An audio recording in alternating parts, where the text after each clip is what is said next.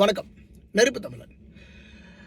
நாம் கல்யாணம் பண்ணிப்பார், வீடை கட்டிப்பார் அப்படின்னு நம்ம சொல்லுவோம். ரெண்டுமே கடினமான ஒரு விடயம் தான். கல்யாணத்தை கூட பண்ணி பார்த்துடலாம், ஆனால் வீட்டை மட்டும் கட்டி பார்க்கணும் அப்படிங்கிறது சாதாரணமான ஒரு விடயம் அல்ல. ஒரு வீடு கட்டிக்கிட்டு இருக்கும்போது பணம் மட்டும் ஒரு மனுஷனுக்கு தடையாக இருக்காது. பல்வேறு விதமான தடங்கல்கள் வரும். அதனால் பல்வேறு விதமான விபத்துகளை சந்தித்து பலர் இறந்தும் இருக்கிறாங்க. இதெல்லாம் நடைமுறையில் இருக்கக்கூடிய ஒரு ஒன்று தான். இது மூட நம்பிக்கை அப்படி இப்படின்னு நம்ம சொல்ல முடியாது. அதனால தான் நம்ம வீடு கட்டிகிட்டு இருக்கும்போது ஒவ்வொரு இடங்களில் ஒரு திருஷ்டி பொம்மை வைப்பாங்க. நமக்கு உண்மை தானே. இன்றைக்கு நாம் இன்ஜினியரு, மேஸ்திரின்னு சொல்லி பலரால் ஏமாற்றப்பட்டு கொண்டு இருக்கின்றோம். நான் இந்த சமூக வலைதளங்களை என்னை பின்பற்றக்கூடியவங்களுக்கு என்னுடைய வீட்டை கட்டி கொண்டிருக்கக்கூடிய சிங்கமுனரியைச் சேர்ந்த சேவக பெருமாள் என்கின்ற இந்த மேஸ்திரி ரொம்ப அற்புதமான ஒரு நல்ல கலை நுணுக்கமுடைய பண்புள்ளம் கொண்டவர்.